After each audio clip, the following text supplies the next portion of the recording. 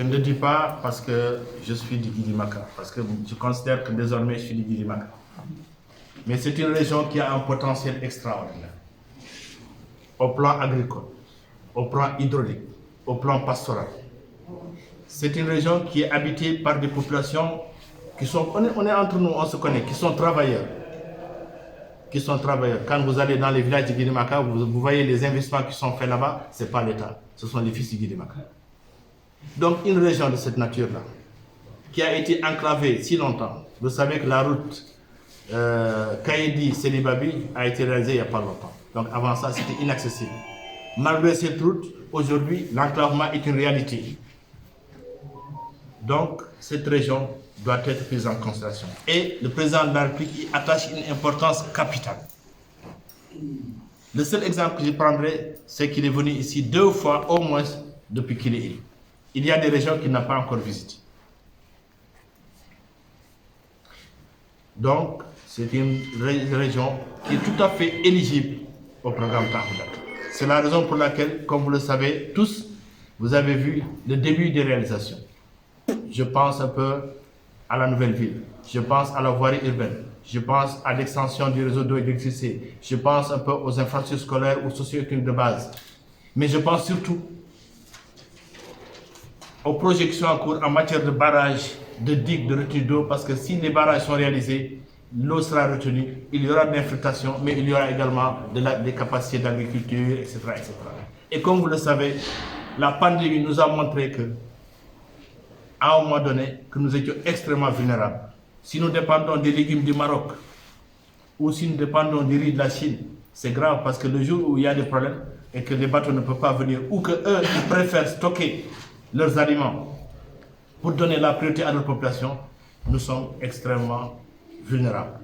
Donc, alors que nous avons un potentiel, cette région est l'une des régions qui peut garantir l'autosuffisance alimentaire de la Mauritanie. Donc, de ce point de vue-là, des projets de désenclavement sont en cours. Je pense au projet Kankossa, ou l'INGE Sélibabi Kabou, ou l'inverse. De toute façon, c'est un projet qui va relier les 3 Moukata. Et je pense aux barrages de retenue qui sont en cours et ceux qui sont projetés pour partir de l'eau, etc. Donc, il y a beaucoup de choses qui ont été réalisées. Si je pense aux mesures sociales, comme vous le savez, le président de la République, le 28 novembre, a annoncé des mesures extrêmement importantes. Parce que les retraités ont vu leur pension doubler. Les veuves également ont vu leur pension doubler. L'assurance maladie a été généralisée au niveau des veuves.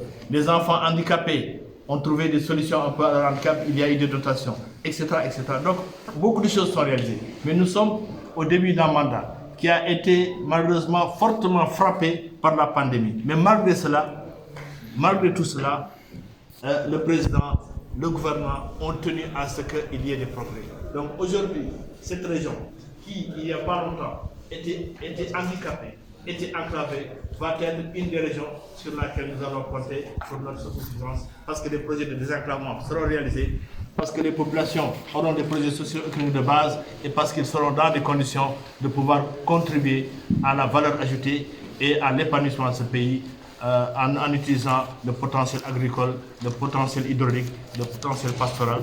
Et de ce point de vue-là, je vais terminer mon propos parce que je peux continuer à parler toute la journée, mais j'ai besoin de vous écouter et de vous entendre parce que c'est l'une de nos préoccupations. Donc là, je vais m'arrêter ici en disant que je souhaiterais que dans vos interventions, vous nous expliquiez tous vos problèmes parce que notre mission, c'est de recenser vos problèmes. Notre mission, c'est de recenser les préoccupations. Notre mission, c'est de savoir comment ça se passe. Mais qu'au-delà de cette mission, qu'il y ait une liaison permanente entre la base et le sommet, à travers les différents échelons donc, du parti, sous-section, section, fédération, pour que tous les problèmes qui surviennent, qu'on puisse de manière documentée les avoir et de pouvoir voir comment les régler avec les ministres ou bien comment demander les arbitrages qu'il faut au niveau du président. Je ne terminerai pas sans lancer un appel extrêmement important à l'unité dans les rangs. Nous sommes un parti qui sommes en train de tendre la main à nos frères d'opposition. Ça veut dire que nos frères du même parti, nous devons nous serrer la ceinture, nous serrer la main, savoir que nous sommes ensemble et savoir que nous avons le même projet de société. Et que quand nous sommes ensemble pour relever les défis, on va y réussir plus facilement que quand nous sommes divisés. Parce que quand nous sommes divisés, nous allons utiliser une partie de notre force à nous neutraliser individuellement. Et donc, il est extrêmement important.